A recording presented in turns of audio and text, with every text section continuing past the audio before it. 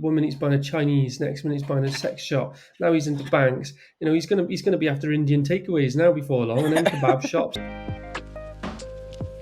Probably 100 grand mistake there, maybe 120 grand mistake. One of my team members did something recently. It's cost us 10 grand. Fuck me, I can't get committed development on this. What do I do with it? Manage to sell it for the same price and just forget about it. A good book for us all to contribute to, just a little white paper of here's our worst Dorian, mistake. your parents could write that. You don't need to. Yeah, thanks, mate. Appreciate that. One mistake, Dorian. Yeah, thanks. So Thank you. Thanks, guys. Ground up sound. Ooh, yeah. Real estate deals. We lay them down. Let's get those deals.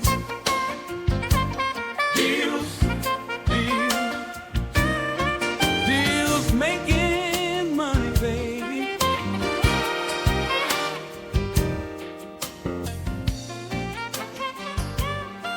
Guys, welcome back. Episode 22. We finished 21 episodes, which is sweet. And we're still going, baby. We're still going. And today is going to be a bit of a shorter one because Dee's got to shoot off, got a golf day with the team. And this one, I've got some pre-made questions that we came up with before, a load of random shit we could go through, unless any of you guys have got any specific topics. I know we just had the inflation print, which is like 2.2%. The when's the BOE? Was that yesterday? Today. No, it's today. I'm waiting for it. It's got on the screen. 5%, obviously, current bank rate. Today's, I think it's 7 o'clock. It's 6:45 this morning. What do you think then, guys? Predictions before it comes out? I called the Fed. I called the Fed 2 weeks ago, I think, on the pod. I knew he was going to drop it. I was quite confident they were going to drop it 50 basis points, which is great. So, I think the Bank of England will hold today and then definitely drop next month. It'll be surprised if they do drop it. But the thing is that the sterling's become stronger against the dollar, which is not great for global currency. So we might have a shock today, but I think they're going to hold it and then they're going to potentially drop it next month. We had a meeting with our lender yesterday. Holiday into America, though, Stuart. I know. Oh, yeah, mate. Yeah. And euro as well. I flew to 1.36, 1.37 exchange, which is not, it hasn't been that since 2012, I think. You all right? Get your gang together, get to Disneyland? I flew with my steel supplier to France last week on Friday, and for the first time in 15 years, it felt like it was reasonably priced. We went for a couple of pizzas, couple of coffees, and we were paying like €3.80 for a real lovely homemade coffee. And I said to Tom, mate, look at the price of this.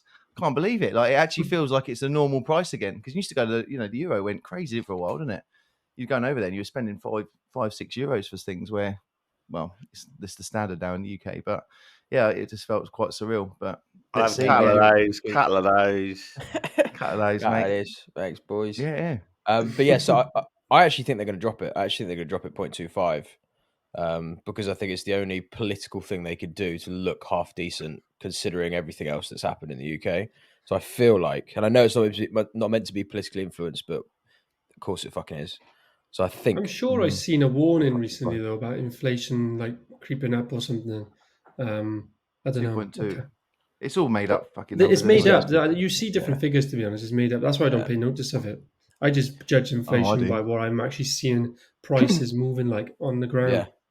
Well, construction is such a good business to have if you want to see inflation in it, because you can just see I speak with our buyers on a frequent basis, and I'm always asking what's the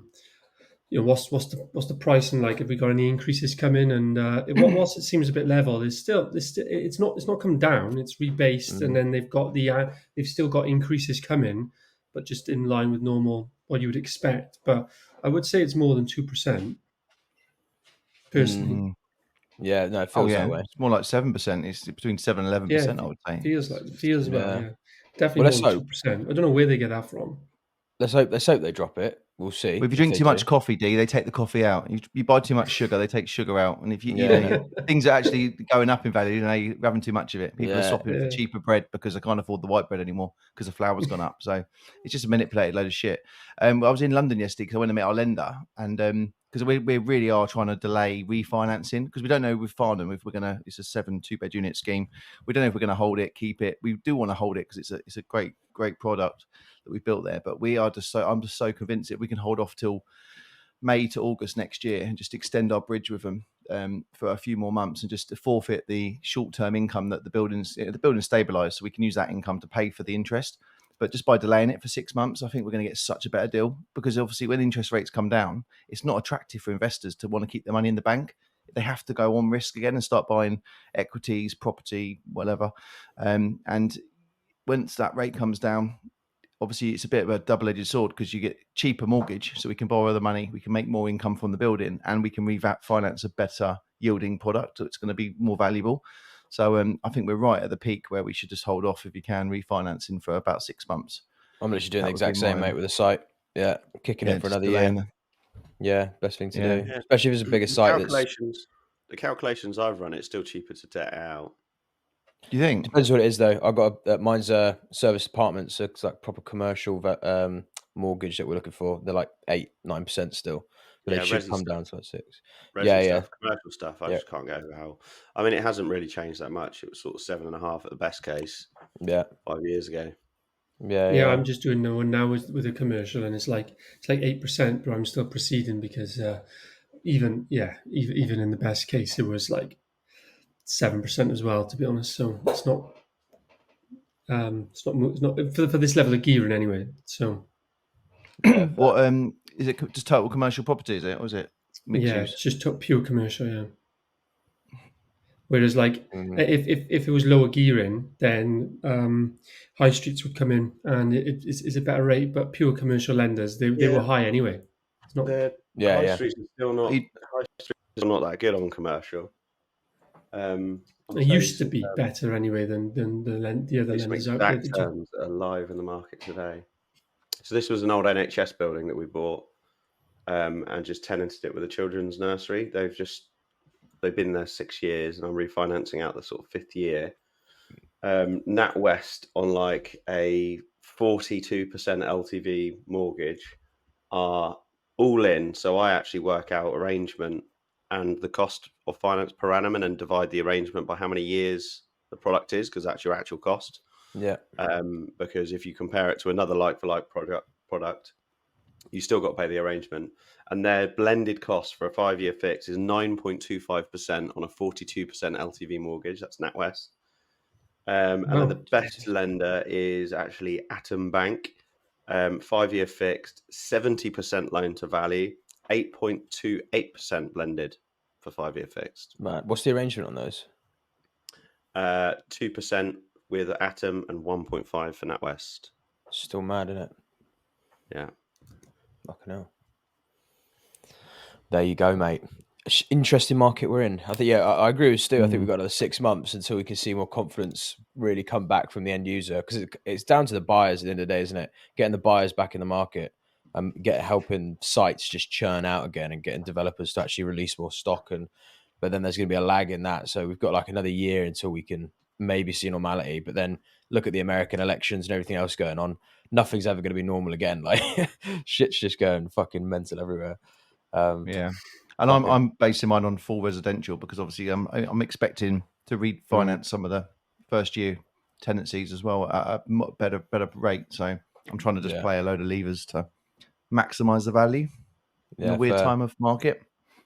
Yeah, our only resolution with that service apartment one is that we could get a resi mortgage on it, so long as we keep 4 of the units as AST, and we can go the Shawbrook or like we can't go the Paragon because it's shareholding, but something like that, and they'll give us a better rate, and we could probably get like a 5-6% in like 6 months' time, but we won't get as high at LTV, lower gearing. Yeah, exactly. So it's like, which do you choose? Park more equity, get stabilize the asset more without the crazy interest amounts, which is really. Do you own that one, or is that with an investor? Yeah, joint venture that one. Yeah. What do they want? Do they want their money out, or are they quite happy to leave it in longer term? What was the deal? Everyone always wants their money out, don't they? They always want their money out. Well, they want to leave their money. They want their money out, and then they also want to have highest cash flow. Yeah, hold the asset or get the profit. Yeah, exactly. Yeah, but we always say that in a market like this, or in an unsure circumstance, capital protection is the number one priority. So stabilized asset has to cash flow, protect capital, and just wait. delayed gratification on the equity. Even if it means waiting 5 years to get that money back out, as long as that it's safe and we're protecting the capital, the principal, then that we're doing the right thing. And if it's a good market and we can refi and pull more out and gear it up, then yeah, sweet, let's do it. But that is where developers fuck themselves, because they take out the gearing regardless, and then at some point it just catches up with you, doesn't it? But either way, anyone got anything to bring to the table? If not, I'll go to some of these questions, some shit that we've all written down before. Go for it, mate. Go for some questions, yeah. Yeah, let's All get right. to questions. So here's some shit we wrote down before, yeah? One of them, which I know we've touched on this before, is what is it about buying real estate that is so addictive? Like, why do we do it? Because it's also torturous. It's like self-inflicted torture being a developer. Like, literally, we're non-stop complaining about bureaucracy, planning, gearing, the government. I feel like I think more about the government now than I ever have, and I'm getting more and more invested in it because of how much the policy and planning and everything else and councils affect what we do. But why is it so addictive? Why do you want to just keep buying more sites? Why not get out and just do another more straightforward business, something where you don't have to deal with this kind of red tape and shit? Define straightforward business. I think every business has There has definitely its is. challenges. It's just we're so experienced in what we do that we see all of the problems. Like, can you still remember or see as well new developers, or when you was new where you didn't see half of these problems and you just like, these are not Naivety. issues.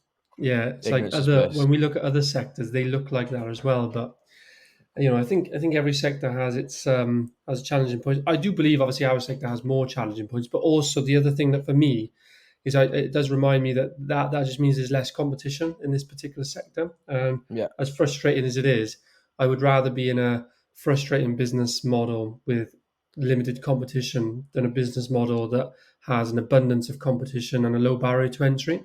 This actually has quite a, if you look at like Porter's Five Forces type of thing, the competitor analysis, it's got quite a high barrier to entry, which means that if you can do it properly and do it right, with a little bit of luck on your side, you could be protected for quite a while before people can like take your market share off you, if that makes sense. Yeah. Yeah. Yeah. Yeah, I just think that I grew up with get married, buy a house, get a full-time job, get security, and I never wanted to live by those rules. And I think buying property is obviously the only thing you can leverage. So I really only got into property development to work out how I could get some positive cash flow that was a bit of a side hustle against my construction business, to effectively buy more Bitcoin. That was what my whole strategy was. How can I do it? And with but understanding how to borrow people's money and realizing how abundant people have got so much money that they don't know what to do with, and when they've earned it, they literally just sits in the bank or they protect it, and they're looking for avenues to put their money to work. So when I understood that there was just so much money out there and it wasn't scary to ask the universe for investments, and then you can work on a strategy which was for me was the HMO model, to borrow the money, increase the value, refinance it and pay them back, and if it's debt and you've got to leave 30-40 grand into a property that's going to create 50-60 grand a year, it makes complete sense. It was just almost like it's the money glitch, and I think that's really the drug. Once you understand that model, to go, well, I can just go and buy another 2 a year and add another 4 grand a month to my net worth. Yeah. Once that penny drops, it becomes so addictive because you think, well, I'll just do another 2. And if you've got a load of energy and you're quite determined, and and you don't get put off by the shit that can happen, mostly 90% is the cancel and the planning and what they think rather than what actually is policy, is a fucking nightmare. But once you get past that and you actually go, okay, well, I can deal with those emotional blocks, then yeah, you just want to keep adding to it. And the better you get, the faster you can do them, the less energy it takes, and then the more you can do. And then there is a breaking point, and then you obviously look at more complicated structures because you think you can master one thing, you try and do the next thing, and then the next thing, and then you get to a point which you don't want to grow too fast, because if you go too fast, you make too many mistakes, and the cash and everything you've built up to date will be lost. So it's a discipline and an addiction. I think you've got to balance them both in. I completely agree with there's definitely the financial side where you just go, break it down to super basics. You just go, well, surely just acquiring more assets over time, that's just a good idea. So let's just keep buying more. That's only going to be good. Obviously, there's the nuances of protecting your gearing and everything like that, but buying more assets is good. But I do think that people who succeed in the properties in the development sector and like get to ultimate heights, I think they have an affinity with just building tangible things. Like those people just wouldn't, they're not necessarily inclined to go and build a software business. They want to see things get built. They want to touch it. They like the sex appeal of property and then doing bigger luxury apartments and like go bigger, go bigger, go bigger, and just like build something from nothing, and something happens in front of you, and then it's just a cool thing to do. And I do think when I was younger and I knew nothing about property development, I just thought developers, that's quite cool, isn't it? Like it's quite a cool thing to do, building houses, building apartments. And I think there is an affinity there somewhere in our psyche that we just like building buildings, owning more buildings. There's something about it. It's kind of like It's funny Monopoly. though, because when you actually do it, like I was playing with Lego and stuff growing up, and I understand what you're saying. It's just when you actually become the developer and you've done it a few times, every building you then develop without sounding, I don't know what the word is, but you don't really go to site that often. You don't really, you stop really Desensitized. thinking of, yeah, you don't really acknowledge it. Once the deal, like this is the question I got, which I don't want to hijack this. We'll come back to is what's the most enjoyable part of the process, or the bit of the process that you guys kind of thrive for? Because most of the development process obviously is quite frustrating, but people in like different skill sets prefer different parts. But to answer your question directly, right, I understand what you're saying. I actually think it's more of the one good thing that this type of business offers you is lots of different milestones where people can like stabilize, if that makes sense. So if you want to just be a hobbyist developer building nice things, the sector provides you the opportunity to do that. If you want to build a huge portfolio of build to rent, the sector provides you the opportunity to do that. If you want to build a construction trading type business, and at different scales as well, and if you want to go national, the opportunity is there to do so. So I think it's just more like matching the entrepreneur's mindset and goals. And I think the freedom, if you take away the challenges this sector gives you with all the different types of things you can do and the scales you can do, lets like an entrepreneur's natural energy run a bit wild, if that makes sense. Yeah, a lot of variety to choose from. Yeah, and even if you are just doing a development site, you're not just thinking about one thing. It's like constantly moving parts that you're. Yeah, it keeps a brain that's like more inclined to be distracted. Let's say if It's it was like doing a take linear Stuart, business. Stuart's dancing around all these different types of sub niche asset. 1 minute he's buying a Chinese, next minute he's buying a sex shop. Now he's into banks. He's gonna be after Indian takeaways now before long, and then kebab shops. That's what keeps him going. He's like, Yeah, I love it. I the love it. variety you got there. I was you saying about walking away from sites. We got back from London. I was with Will. We met a new principal designer over in Twickenham, and we finished that meeting about 6:30. Sat in an hour's worth of traffic. And we both gravitated straight to site, and we spent the last hour of the day at 7:30 last night talking about some little tweaks on the ground floor that we just got to set up for this morning. And it's just like we just can't get away. We just absolutely love it. And we were chatting away. We're like, we better go and see our wives and kids. They will be asleep now. But it's property's a really interesting one because in Twickenham yesterday. We've got all of our numbers together now. We've got everything all in worst case scenarios. So we've got every cost in. We're just waiting on some last structural parts. And property is a really weird one because in my mind, I was expecting to make £1 million profit and we were working on it and it's coming at about just over 800 grand. And I was disappointed. I'm like, what we need to cut? What do we need to do to get it to where the target was? And that's a fuckload of money for something you can do in a year. That's a shitload of money. And if it goes well and they are the worst case scenarios, we should be absolutely over the moon with that. But for some reason, my emotions are like, oh no, we need to try and work out what we can do to build this cheaper, build it faster, what we got to deduct, what we got to try and do. And we just found out we're within 450 meters of a zone 1 catchment area, which is for a state school in Richmond, which everyone wants to live in. So if I knew that 6 months ago, I'd have tried to build in some 3-bedroom flats or, more 2-bedroom flats and eliminated another 1 bed. But it's just a weird thing because that's just so much money. Like that's like 2.5 years of Sky Lofts in one deal. That's why property is just pouring us in, because if you can get it right, you do need a bit of luck. And if you can get the right property that stacks, I mean, we really are focusing on prime locations because I think that anchor tenant on the ground floor just makes such a difference because you can bank the residential and keep a few flats, sell a few flats. So it's opened up a world of opportunity. But it's just so much money, and yet the emotion isn't there to get excited. It's not real until it's built, obviously. On to the next one as well. Yeah, on to the you next see that one. 800 and go, what can I buy now? Yeah, what can we get? You've 1 already million, spent 1.5 it. By for the the time it next comes deal. back, you got 3 sites that you spent 800 grand Yeah, getting live. Yeah, I need to borrow another 200 grand. Ah, fuck. I mean, generally speaking, my perspective, I think that I think one like first sort of taste everyone has is a lot of the wealthiest people in the world put a lot of their funds into real estate, and I think that's like a subliminal driving force for anyone to be in property. They know that that's the space that everyone wants to be in, the asset class that everyone wants to be in. It's quite a boring asset class for those really wealthy because they buy sort of dry income assets and things like that. And we do moan about planning and banks and things like that. But like Dorian said, we are, well, speaking for myself, we believe we're good at it. So it's kind of worth that aggro for the planning. And when I moan about planning, it's not because necessarily it's drastically impacting our business, because every scheme that we've bought that required full planning has been conditional to full planning. So yes, it's delayed that project, but when you have a pipeline, it kind of doesn't matter when a project comes into your pipeline once you've hit the sort of speed that you're rolling at. But the issue is hitting the housing targets. So the council complain about X, Y, and Z, and then we get taxed X, Y, and Z. But for us, the planning doesn't have a huge impact. The permitted development has actually been the saving grace for us as developers. Yeah, but we're all builders. The difference to your model, Jack, is obviously you're not relying on building a workforce around you. Ryan D, we've got a machine that we need to keep. We've got to keep moving them, because if you don't move them, you lose them. Absolute ball ache, yeah.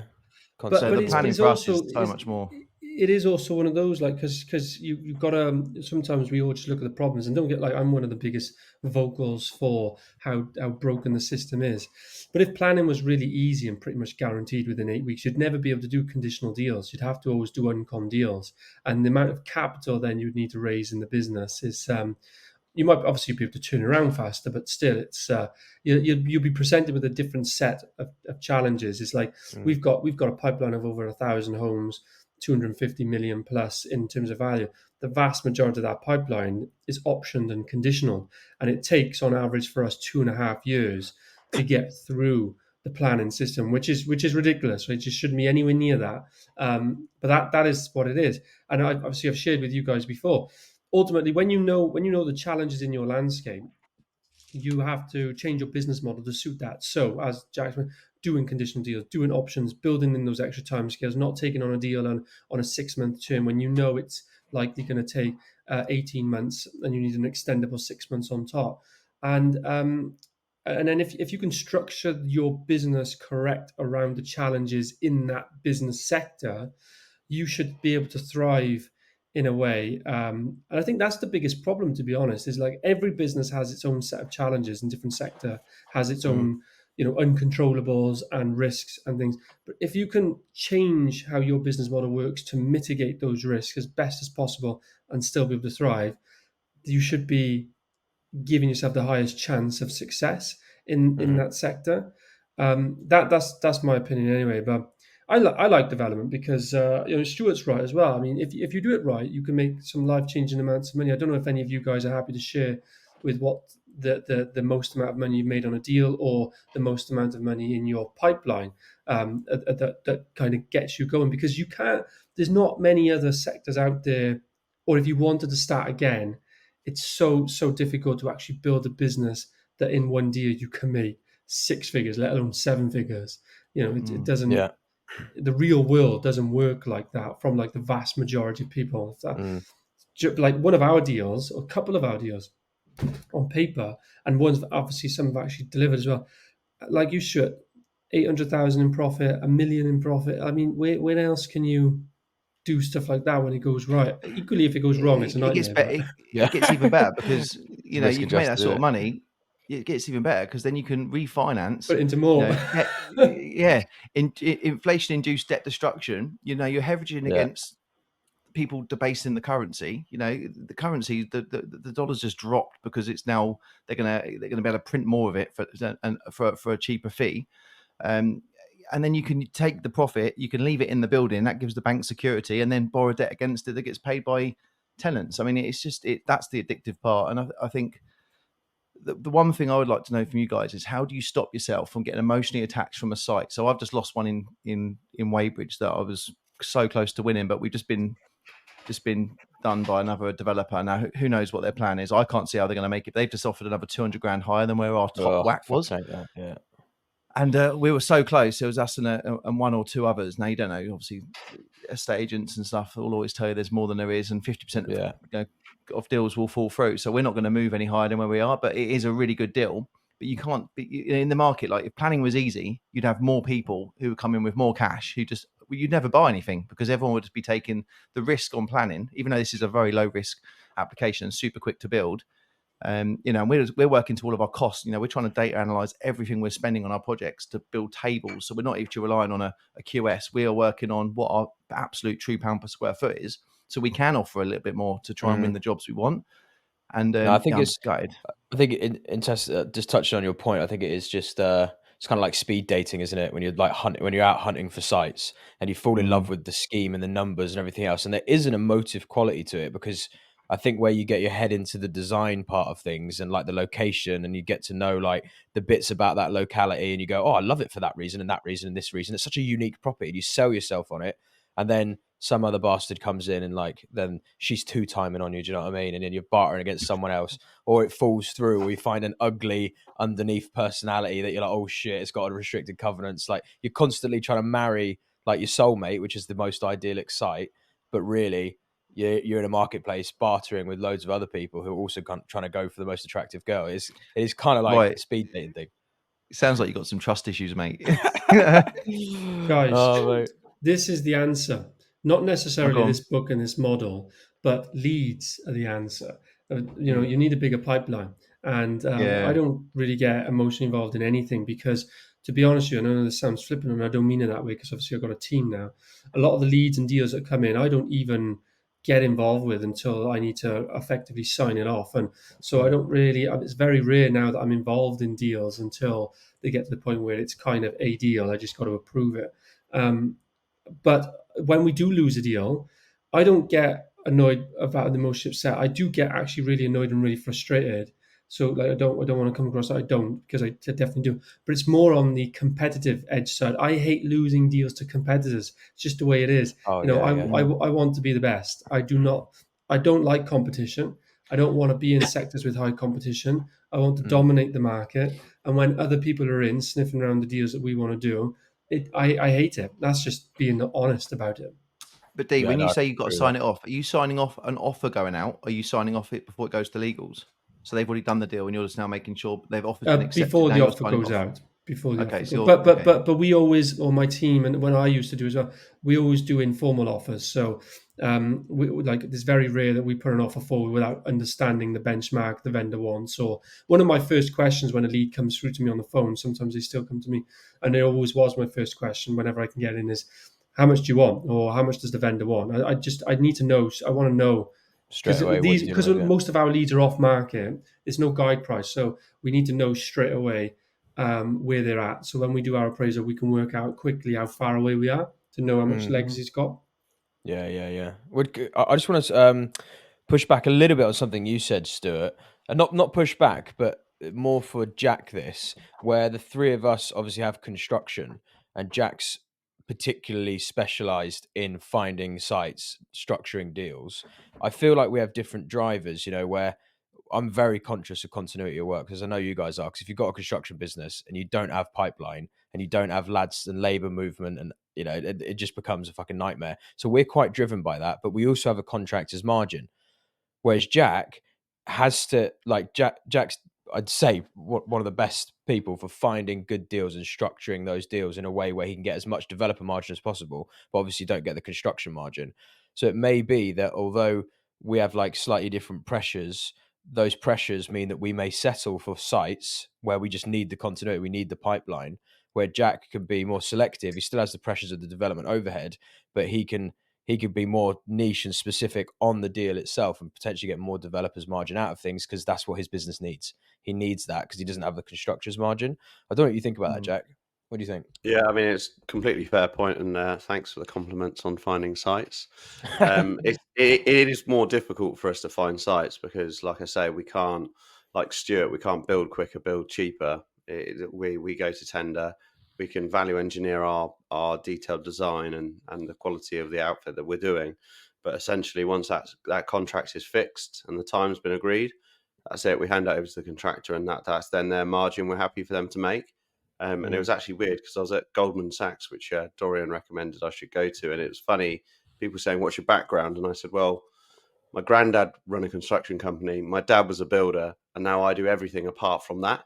I literally do every other ailment of property in itself. So find the site, acquire it, take it through planning consent, design it, then hand over the contract, and then we do stuff at the end, like we, sell it or we hold it and manage that asset and or repurpose it to something that's a higher cash flowing model." So it's weird that my family actually are from a family of construction. my grandfather's construction company is still running today, and I don't do any of that.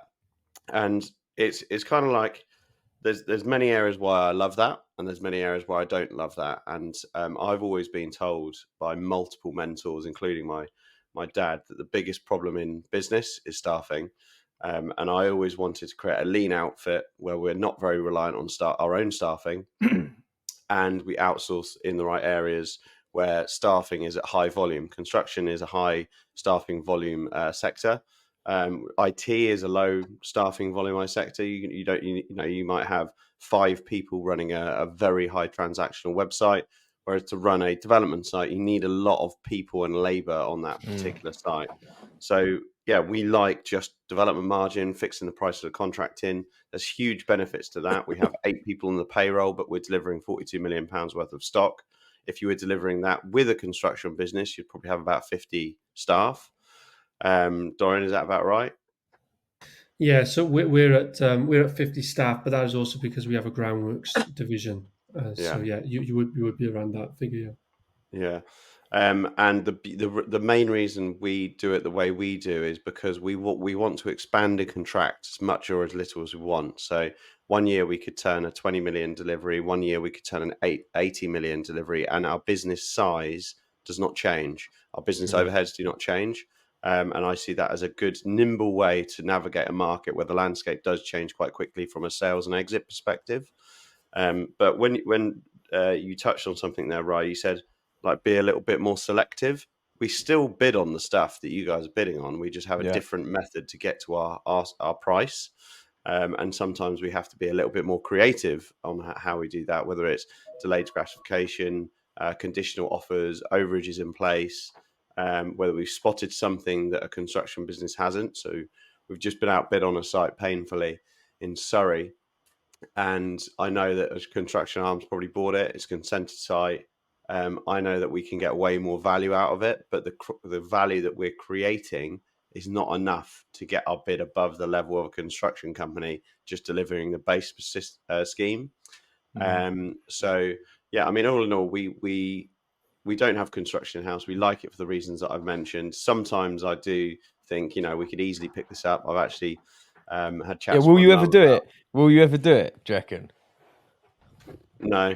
I'd run a house bashing construction business, like a HMO construction company, but I don't need to, because our firms that we actually use on that stuff are really good.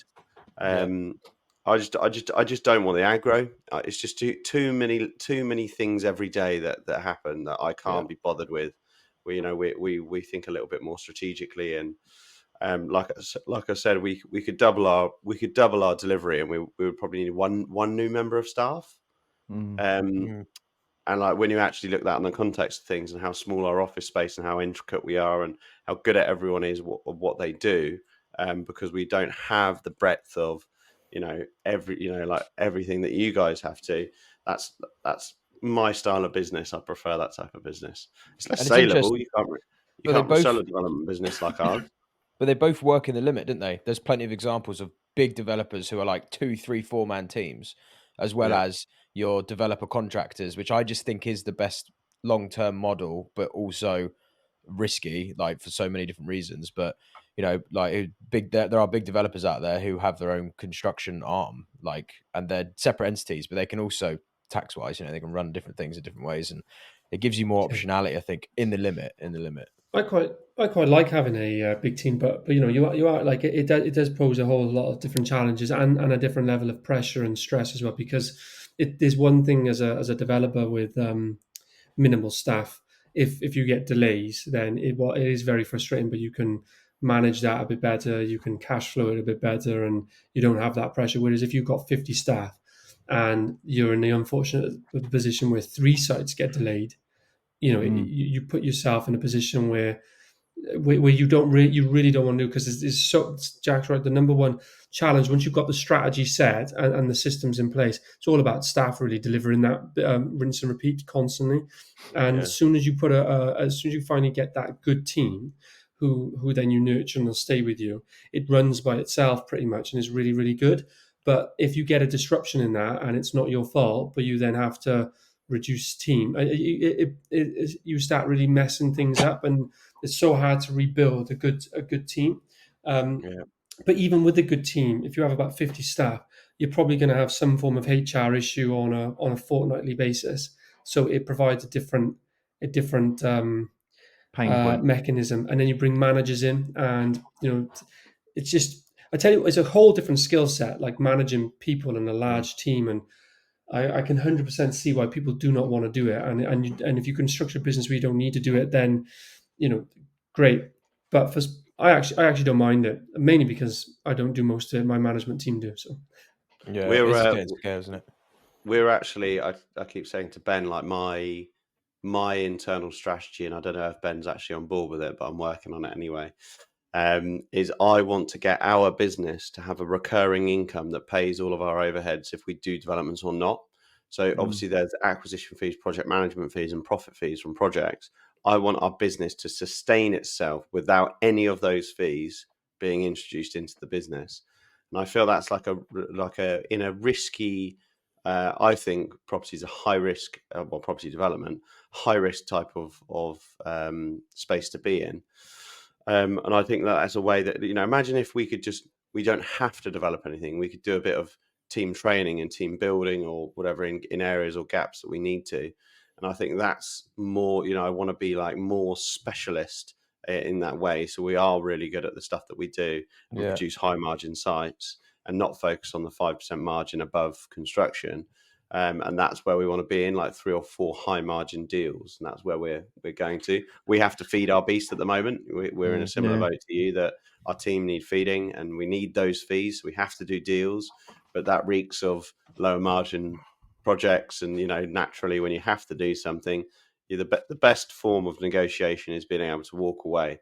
And, that's back to like my trading era, but yeah, That's, I agree with that. That's exactly what our target is to get the base costs covered. And I think that's a good 2-3 year target, is to make sure that you've got all your baseline costs covered, and then you have got the flexibility to take a deal on or not, and not be under pressure to keep getting those management fees. I mean, the way we get around it with the staff is we've sort of categorized our business model into sort of 3 into time. So we've got like the bigger sites, which are sort of 6 to 9 months. Then we've got the HMO model, which is 2 to 4 months. And then we've got the lofts, which are sort of 1 to 2 months. And I think the way that we try and blend it is that we get the continuity of the lofts. And then we can, I've just done a deal with Will. So he's, even though he's not equity based on the HMOs, he's still going to be able to construct the development team. And then when we've got an oversupply of staff, he'll then manage and bleed them off onto some of the HMO deals, so we can sort of keep them in our control at all times, because obviously they are very chunky 9-month development projects. And if we've got a 4-month delay because of planning or whatever, structural, fucking everything that you have to do, if there's a delay, then we can obviously, we need to take 2 or 3 HMOs on now just to sustain the team we've built, which is great for me, because I can raise finance and keep them going with the same team rather than having to build a separate team to do that. But it is a bit of a juggling act, I must admit. It's quite difficult, but if you can nail it, it's great. I've got another question following on from this sort of type of questioning we've done. And again, this is one we wrote down before. What part of the construction phase do you find the most challenging? So I think we'll all probably have slightly different answers here, but what is the most challenging part of the construction phase? Has to be like specific. My brain's wearing already. No, I'd say the construction phase, health and safety, getting everything to and from a site. The more prime locations we're buying, the more complicated or more challenging. It's actually good fun if you get your head into it. It's a whole new skill set. It's setting up a site. This is obviously more of a construction issue, but getting materials in smaller chunks at selective times of day, it's definitely a strategy play. You know, if you've got a very busy high road, you've got very narrow access, you've got parking bay suspensions, you've got limited access, you've got fucking trees in the way and bushes and fences and neighbours. You need to come up with a plan, and then you need to get everything up onto the roof. We're taking the whole roof off at Twickenham. So yesterday, just because my mind's set on that at the moment, just trying to work out how we're going to remove a roof, get, you know, super heavy sound block plasterboard up for a gate that's 1.2 meters wide. You know, what mechanical uses can we do? What telehandlers can we use? How can we anchor and get stuff up to the site safely?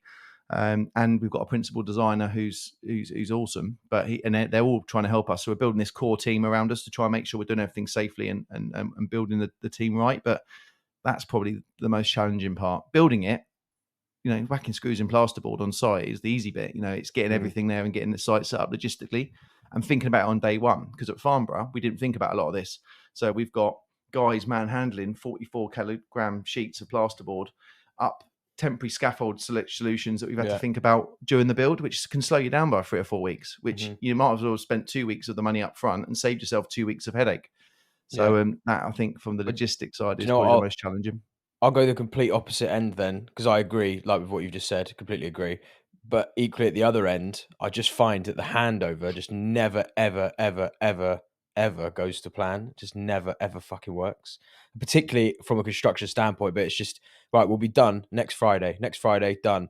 And you're technically done, but there's just another thing and another thing and another thing. And then it's like, and sometimes just 4 weeks can disappear. And you're like, what are we meant to be off that fucking site? Like last month. And it's still there, like doing these little bits, and it could be from different parts of the trades that messed up one thing that led to 5 other things, or just something got missed by site manager. I just think closing out is such a fucking ball ache. So the way we get around that, Rye, for our lofts, really, because it's the only way that I can sort of manage it, where we run a number of lofts a year, is that we actually wait the contractor or the team leader, their final payment is due to that final payment by the customer. So once all the snags are completed and the customer's paid their final balance, they get their final balance, which normally is the biggest payment of the whole job. So they might have an 1,800 quid payment on them for a scratch door handle that's got to be done. I don't have to think about it. The customer can get on decorating and putting carpets down, but the fitter is well aware that that scratch door handle needs changing, and they will make that a priority to get that done, finished, make sure the handover is complete. We get paid, they get paid, and it's job close. So it's just the way I would structure your payments on it. Yeah, and I agree. We're working on it. We're trying to get it as narrow as we can. Some sites are a bit more of a joy, and then there's some that just, for no apparent reason, they just lag. But I think it kind of helps in a way. You've got an external pressure with doing someone's loft, right? Because there's a family in the home, there's an urgency. You're going to know about it if there's snags. Whereas when you're doing like the rental stock, you finish it and it's just empty for a while. So there's no immediate, unless someone is there making sure that stuff's checked over, and it doesn't just take someone because they could have a bias, then you need someone else. So we're actually trying to bring in a floater who can be like an internal snagger in the construction, just to close out jobs.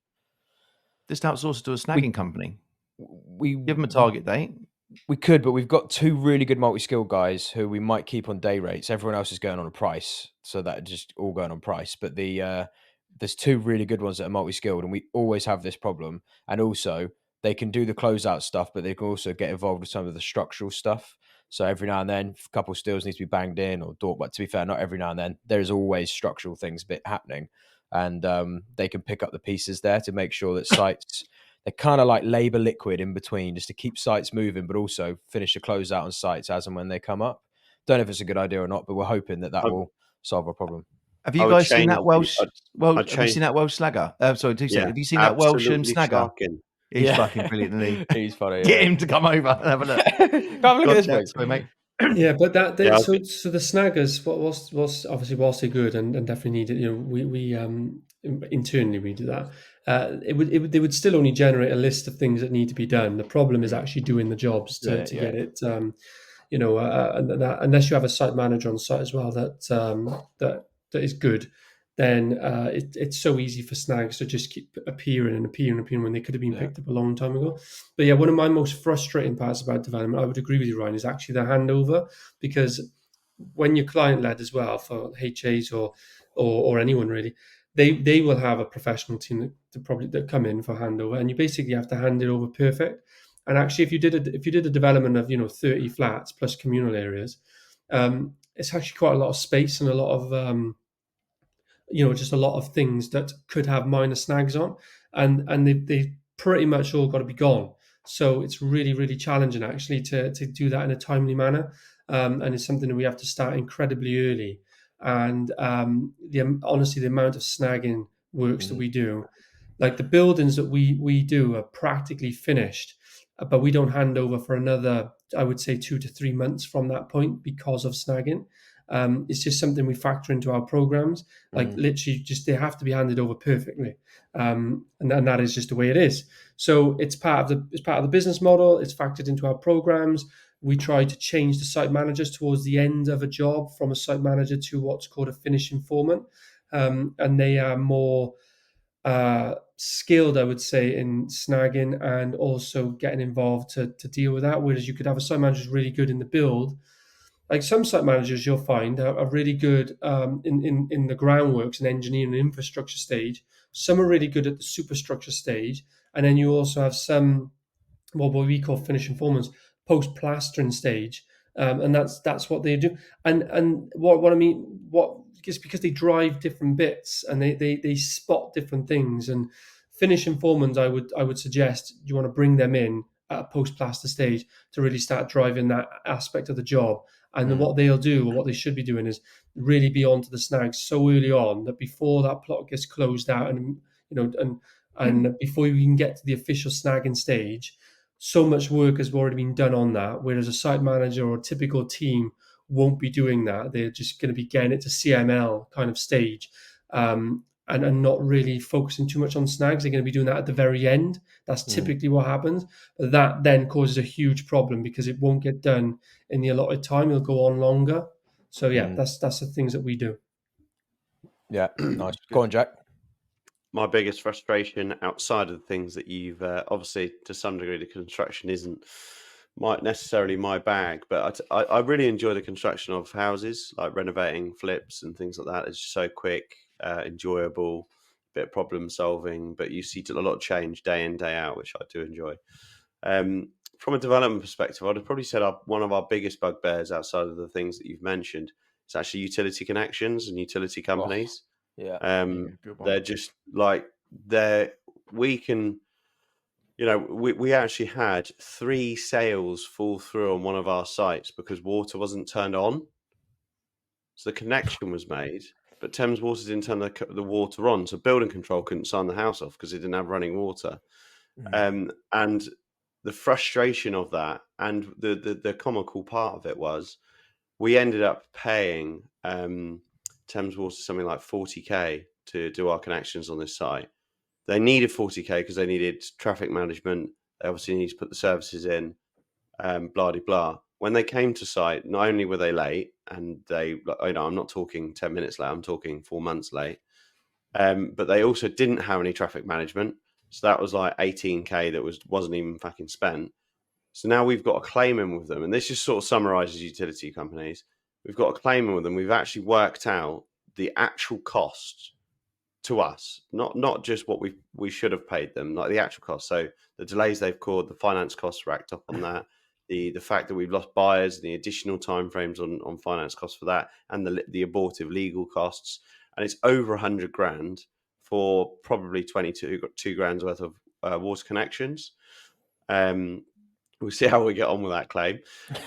But yeah, they're just all the same, all really bad management, really unorganized, costly, delay us, and equal problem to, they're just very, very difficult to deal with. And that they're the first thing that we do on every site. As soon as we have monopolies, isn't it? Site, we're starting with the utilities. It's a problem with monopoly, isn't it? They just don't have any competition to actually improve their service. They're just Thames Water is who you deal with, and that is just it. That is 100%. That's it. Painful. Jack, who in your business will manage that part? We have a utilities consultant who does day in, day out, and we pay them. He's managing the claim for you, and as then well. He's managed by our technical project manager. Right. Okay.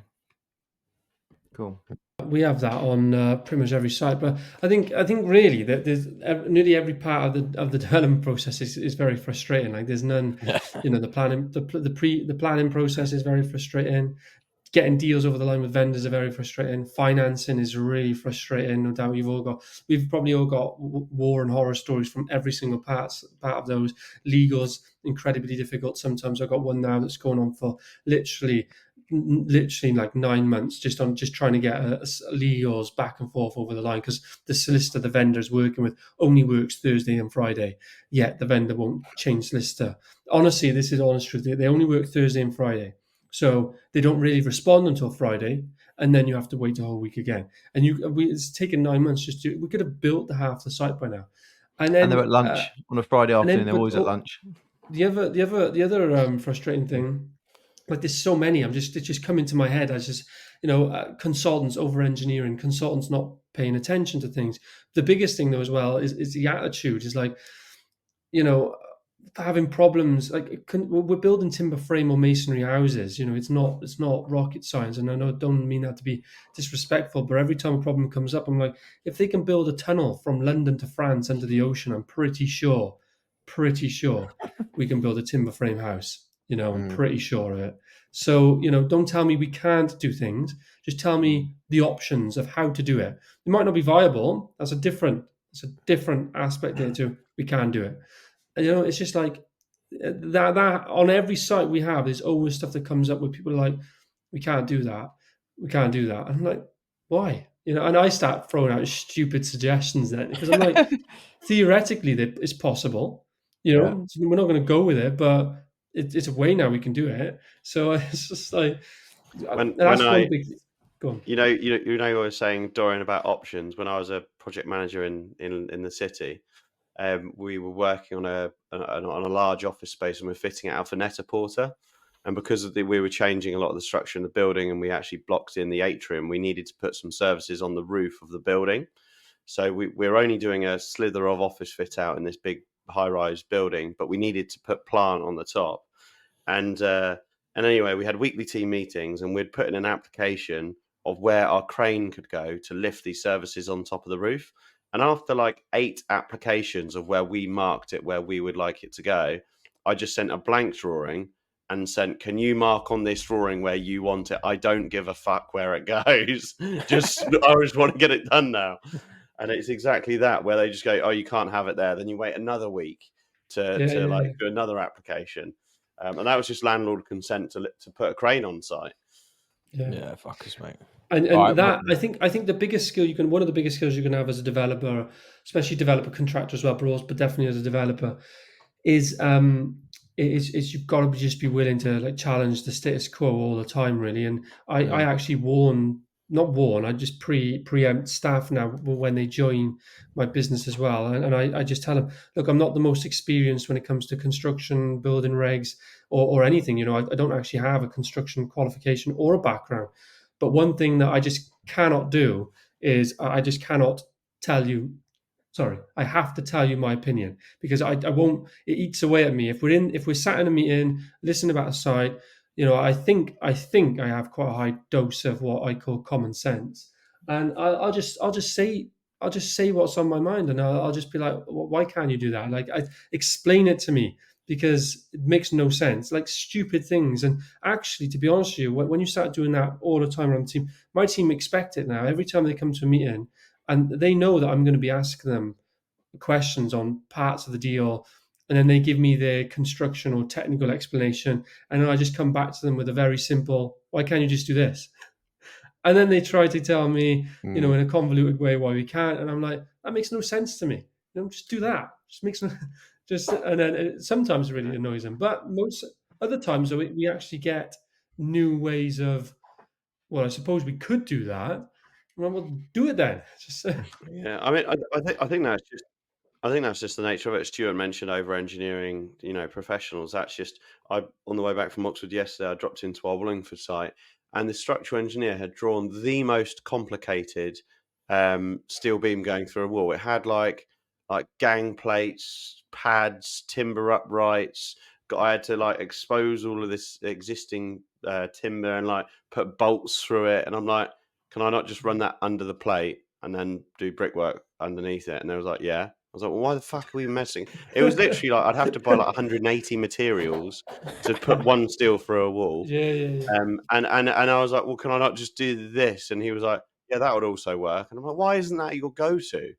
You know, sometimes they do get sort of hung up in the professionalism. Or bored, sat behind a computer, just going like, "Oh, what's a creative way I can do this thing?" Rather than just like, "What's the most efficient and effective way?" It's one of the most important things to get an engineer who actually is on your side, who wants to think for the builder or for the site to try and make the most cost-effective way of doing something. They all want to cover their IP and they want to add 30% margin on top of 30% margin on top of a 25% margin. It's just insanity sometimes, but yeah, we're used to it, and we've got a really good engineer now who's working alongside us. It's actually a hard resource to find. It took us about 3.5 years to find a good, trustworthy, reliable structural engineer. Like we went through so many of them, and then they do a half good job, and then you can just never hear from them again because they've gone somewhere. And then there's others who just can't have costly shit. The guy we use now is great. Sometimes he's just not available, so you've got to wait a little bit. But he's just so good, and he's always like, "Look, the most cost-effective way to do this is you could do it like this, but here's like this is just going to be the cheapest, and you're going to have to compromise on this, but it's going to be way cheaper than doing that." And just I'm like, don't "Great." Don't use him for the bigger, complicated structural stuff. We've done that. We made that error using our local firm of father and son, great set of engineers, do a lot of our resi stuff, nowhere near as good, qualified what we need for the commercial stuff. Big stuff. I mean, to be fair, he does our commercial stuff as well. He does like he does a lot of like PBSA schemes and like other quite big stuff, which is why he's quite busy. But I think he just gets along with us really well. So I think maybe got a bit lucky with just finding a good rapport with him. But yeah, getting him to do like gallows bracket calcs and like small steel calcs, he's kind of like, look, I'll do it, but like you could use as long as me he for give you the better shit. certification for the Yeah, exactly. Yeah, but it is hard just for anyone out there. Finding a good structural engineer will probably take you some time, especially a reliable one. Sure, unless you pay through your fucking teeth for it. But all right, next question, guys. So this one is, and again, this is probably going to get us thinking, but try and be specific where you can. What's been your most costly mistake in property development so far? So this could be sort of anything, I suppose, in property development. I'll answer if you want me to go first whilst you guys are thinking. I'll answer. So the biggest mistake we made easily, and it is coupled with macro market issues. So it was the recent inflation crisis and interest rate crisis. But we, on the service department scheme, a myriad of mistakes are in there. But the biggest mistake was not acknowledging that the initial design we set out to build just wasn't viable, therefore change the design sooner in the process, not, we'll change the design but keep the site moving. And that caused us a lot of fucking issues and a lot of waste that's hard to quantify. But probably 100 grand mistake there, maybe 120 grand mistake just in that one thing where it was meant to be 18 apartments. We knew it wasn't viable. And it took us about 3-4 months before we went, all right, 14 apartments, we're going to scrap the loft, but we kept moving the site on, which meant we were like sort of preparing for maybe doing the loft, but just didn't definitively go, no, we're not doing the loft, scrap that, just stick with 14. There's no hope. Fuck the structural engineer off, like limit our risks and just do the 14 and get it delivered. And that 3 to 4 month sort of lag where we kept the site moving to keep the lads busy, keep the contractor going, but we're then wasting all this money on not actually doing the most efficient build process, what would have been an easier closeout of 14 apartments. So we had lads working up there in the building, lads working over there in the building, lads working over here, because we still weren't sure what we were doing there, if that makes sense. There's a lot of nuance to think about here, but not just having the design and immediately going, right, stop everything. Let's just get this design boxed off. Let's just hold the site for a week even to just go, right, that's the design, get that design done. And that's what we're building. No change in it. So we know from now, like we'll never, ever, ever do that again. If we've got a design from the start, we just stick with that design and we're better off stopping site before changing the design. I don't mean like moving a wall here or there. I mean like as in we then weren't going to do 4 apartments. Yeah, fundamental changes.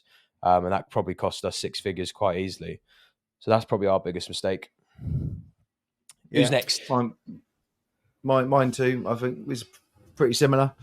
Not having the right infrastructure. So not trying to do our in-house drawings. I love my design team. They're fantastic, but we are so unqualified for all the details we need to give everyone the right set of drawings on site to make sure everyone knows what they're doing. And because we didn't have everything in sight on this 18-unit scheme, we basically built the whole loft structure off of a residential structural engineer's instruction who wasn't qualified to give us the paperwork. They are qualified, but their practice wouldn't. I can't remember what the contract was for a proper official appointment that we needed for the bank. So then we brought a second engineer in. 2/3 through a floor we've built. Yeah, is it collateral warranty? They need the deed of appointment, collateral warranty. It's not RICS. I think it's a 4-letter word, which basically is a certificate that we had to officially appoint them for the banks to be comfortable with the borrowing. Anyway, we built this structure, put the floor in place, done it as we would normally do on a residential conversion, and then it wasn't accurate. So we had to then adapt and amend the whole floor structure to suit what we needed to do. So we basically spent 3 times more money and time, which then delayed the project, and then we had to move the team around, and then the on-site firefighting from there on in for the next 2 months. It's just been a nightmare. Now we've got through it, and we're now decorating and putting kitchens in, and it's flying.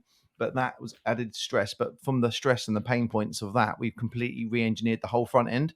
So the pre-construction process, we're now using external architects. We've got great engineers. We've got the best people around us who want to see us and help us on our vision. And they're great companies. We're paying through the nose, but we're paying the top money for the best people to get us to where we want to get to the fastest.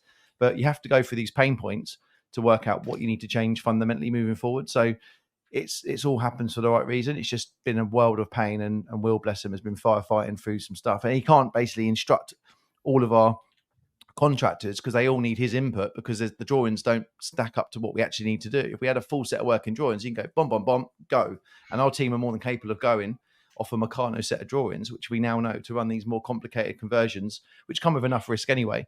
But to eliminate the risk, to strip everything out, to do a full structural survey as early as possible. You're doing this pre-planning, so you're making sure everything's in place, because the second you get planning, we all want to get a spade in the ground and get building, and that is something that we've really taken on by the horns, bull by the horns, and gone, right, we need to change our whole process to make sure that we don't lose 2 months and have all that heartache and pain on site. It just bleeds cash. It just bleeds cash in every area possible where you need to. Can you quantify the sunk costs for that specific scenario? I'd probably say it's around 60, 65, something like that, and cost. I think that would be reclaimable, and that's down to, stopping work effectively for 6 weeks while we got these things sorted out, where we could have pushed through. That's insured, cost of cash, redoing some work and bits and bobs in areas we had to do it, and then just the mind time in the office to really fucking focus on these bits we had to sort out. So I would say that's probably our biggest. But then again, it's the growing pains, isn't it? So we don't take it to heart. We just change it, move on. Yeah. What about you boys, D and Jack? Who's lost more money? Probably me. Go on then, yeah. D. So I've got. When you said it, I started just writing a list of mistakes. I've got a list. I've got a book of mistakes. That's the book I should probably publish. I mean, it'd be a good book for us all to contribute to. Just a little white paper of here's our worst Dorian, mistake. your parents could write that. You don't need to. Yeah, thanks, mate. Appreciate that. One mistake, Dorian. Yeah, thanks. Yeah, so Thank you. Thanks, guys. To be fair, I'm still thinking about all my development mistakes. That dig there, it just went off like water off the back, because these development issues are just more painful than that. So I'm looking at my bullet points and I'm just kicking myself now. But as Stuart says, you don't know until you've gone through them. It's like we've all received advice before we went into development of things not to do, and we all ignored them. I mean, it's fair to say, right? So and other people listening to this are going to do the same. They're going to think they know different, or it's not going to be like that for them, and they're going to go straight in head first to battle, and the opponent's going to slap them in the face. It's going to be what it is. So I have tons of mistakes. Like you, Ryan, I've done appraisals, and it's slightly different design, but one of the biggest ones was, I think, really what I've just said, having advice or wisdom from people who've been there, and just ignored it, really, because I thought I knew better.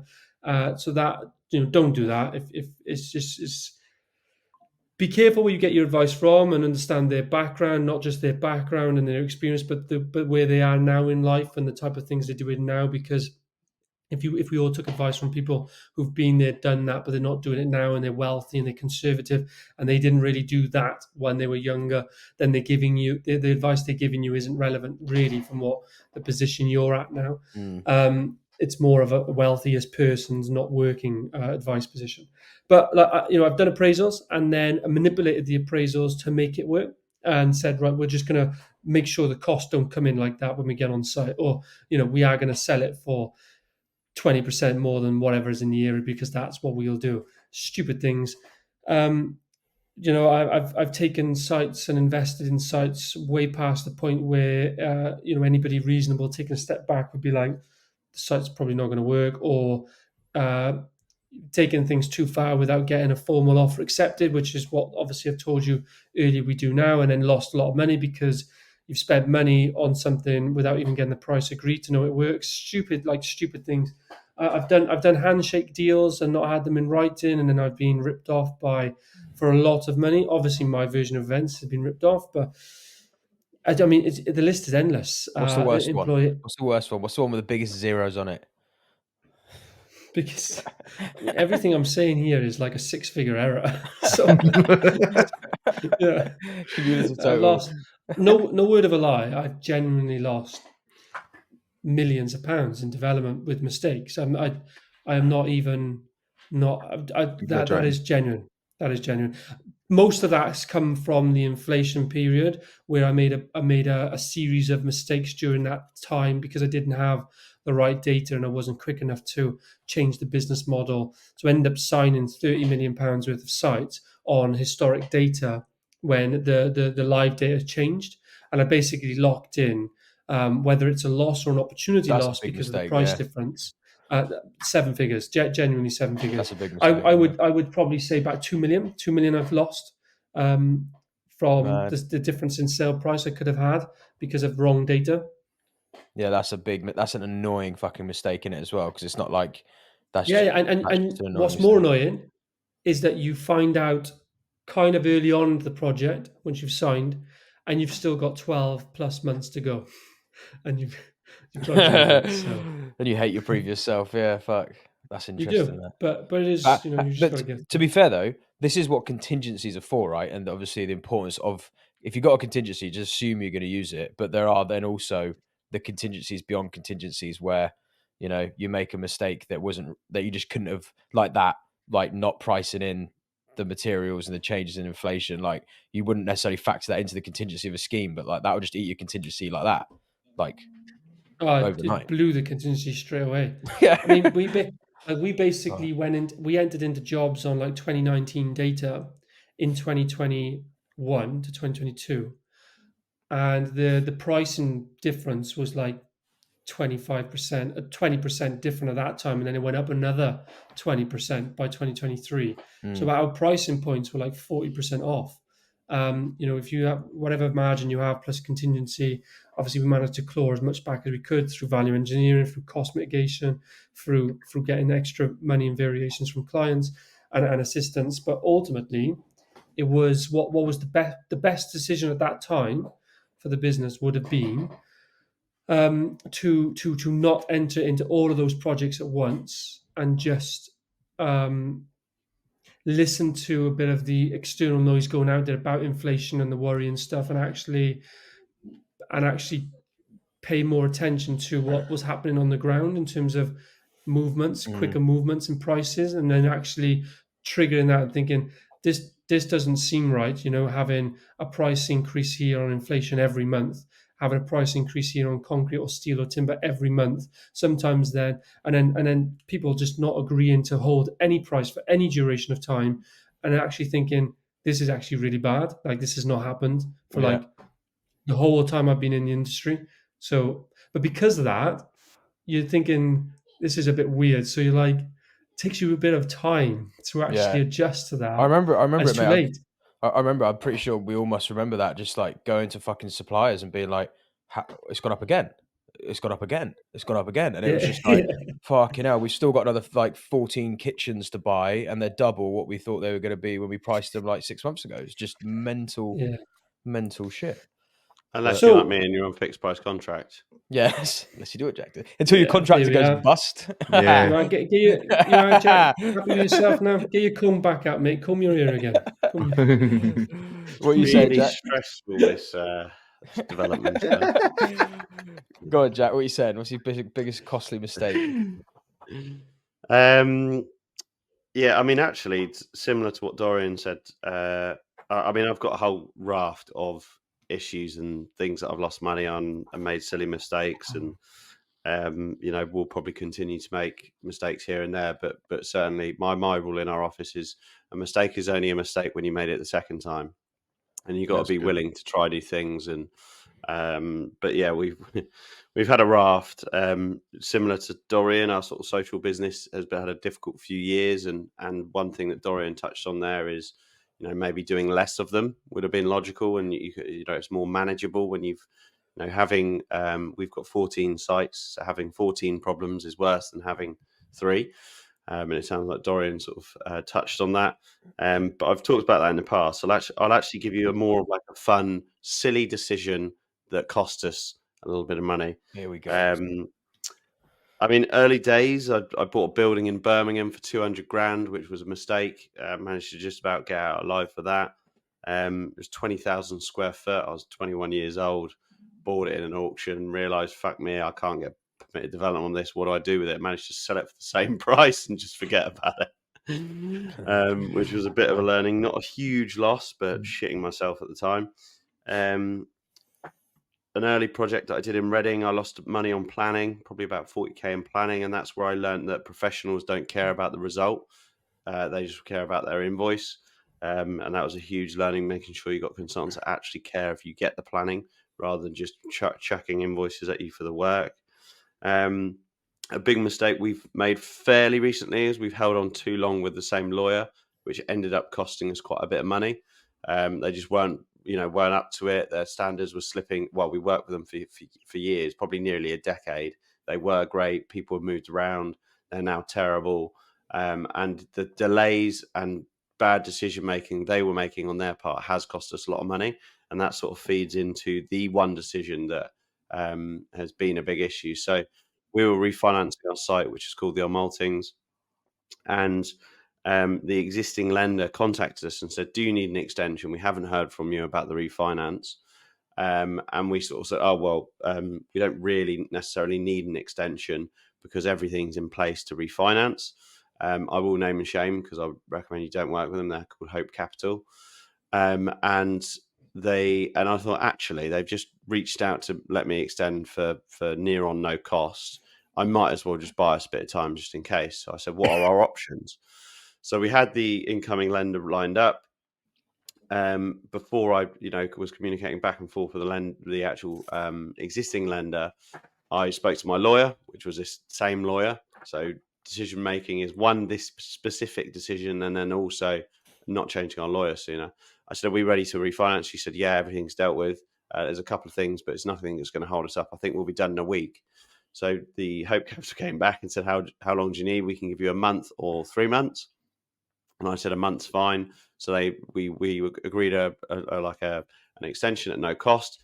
And then anyway, I found out that the land requisition documentation wasn't complete from our acquisition 12 months prior, which was our lawyer's fault.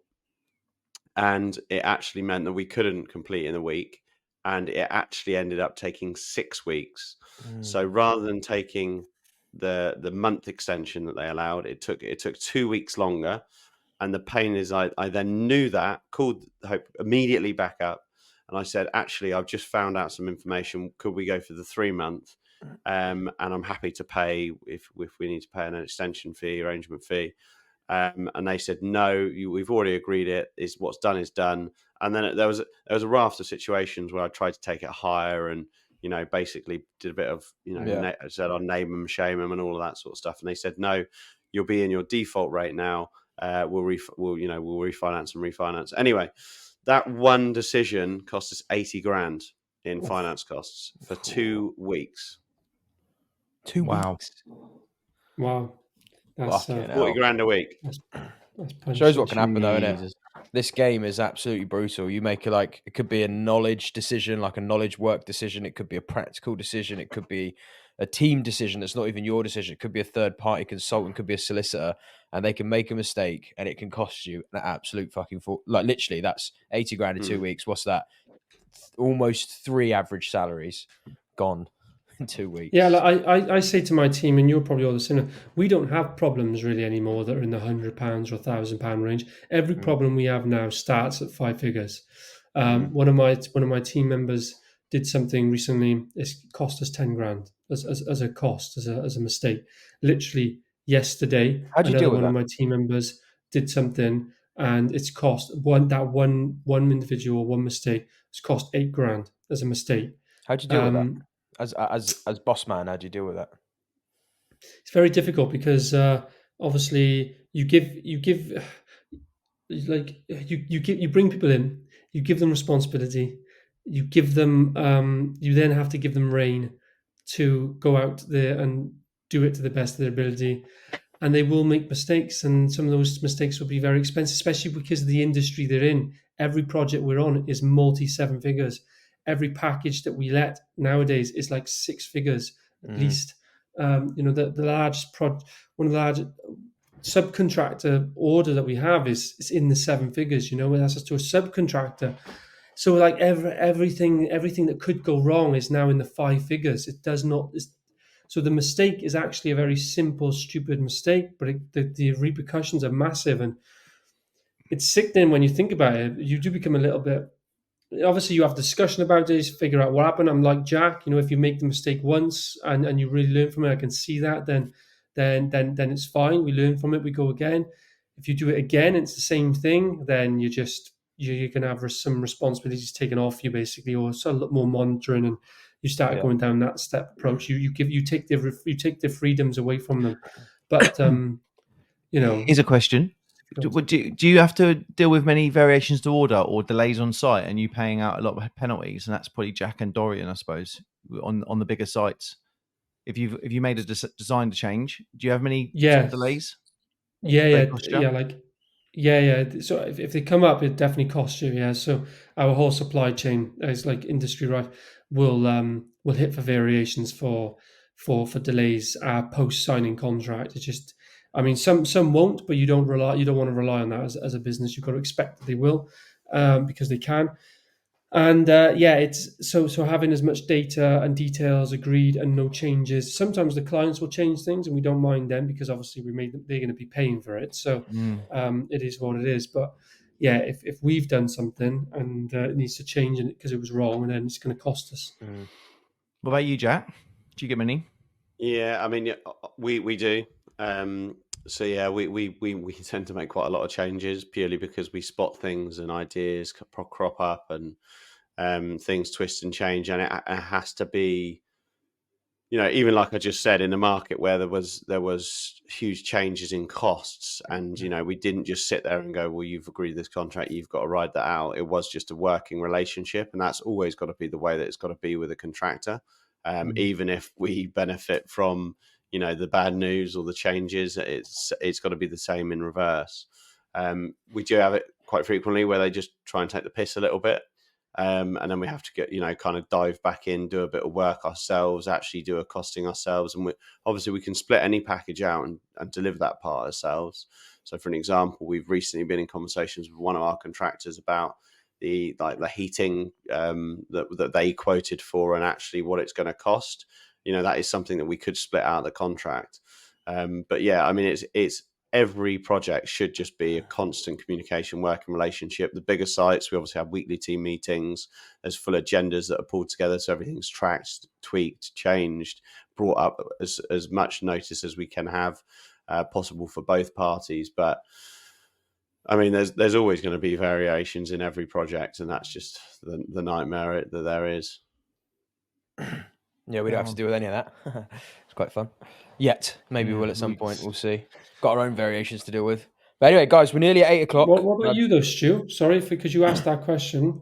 Yeah, I've got to shoot mine, guys. But yeah, we just do everything in house. So we just swallow the raw cost of delays, which is obviously a lot more cost effective than using a contractor. But not that I mean, we sub out all our packages and all of our contracting packages, but the raw development costs where big decisions are made, and mostly are down to me really. I'll turn up to site and go, let's put another cupboard in there, let's move this door over 300 mil. These things are only to benefit, if it's going to increase the rent, we'll make a change. If it's not going to increase the rent, we won't make the change. That's pretty much the baseline of what we make decisions on. But we swallow time, and we carry the cost of the build, so it makes no odds to us, but we're not paying a penalty on top of the delays the contractor might be expected to cover. And I know it's all in the JCT, but we don't have to sign JCT because we're both sides of the coin. So we are going to start putting a light touch building contract in though, so we can fix our price. Now we've got the data to the SPV, and then we'll work on trying to make if you've got limited amount of profit. If you've got JVs and you've got stakeholders, then generally JCT just helps put a line in the sand in it on. Unless you as the contractor swallow that cost and not the actual SPV. Is that what you mean? Yep. Yeah. You as you don't actually pass on to SPV. No, well, we do open book plus a certain percent, but now we've got the data of what it actually costing us, because we didn't want to take the risk at the front end to make sure we were building a development business that's making a loss in the construction part. So now we've got the data. Now we're going to make it cleaner for our new investors and for new sites we take on. We're going to try and fix everything, so we'll know what we're going to be cash flowing as a building firm, so we can stabilize that and then take some element of risk, but just build it all into our appraisal. It just means that we'll be able to release cash from the banks a lot quicker and easier, especially if we use Horde. Shout out to Alex, but we're going to use Horde as a light touch building program. So he will just administrate the contract from both sides. It just makes it cleaner and quicker for us to sort of forecast. Bank of England rate hasn't changed yet, guys. Keep refreshing. So it was still at 5%. It's usually sure it'll be 5%. I thought it was 7. I thought it was 7 o'clock they released it, but it's 8 o'clock now anyway. So nothing's changed as of yet. I think 0.25, mate. I think they drop at 0.25. I'm guessing next month. We'll see. Wait, what does everyone guess just before we close out here? Go on. I think 0.25. What do you guys think? Should we have a pound on it? Let's do it. Yeah, a pound. But I think 0.25. I think it's going to hold, and then next month will be 0.25. Yeah, I think it's going to hold. We can't all say the same result for betting on it. Go on, Jack. I went first. Go up. I mean, there's only two answers, and there's 4. Yeah, they can drop it 50. Either hold. Or they can raise it. They can raise it, drop it 50. I'll have drop it 50. I don't think they'll drop 50, but unlucky, Jack. You're stuck with that one, mate.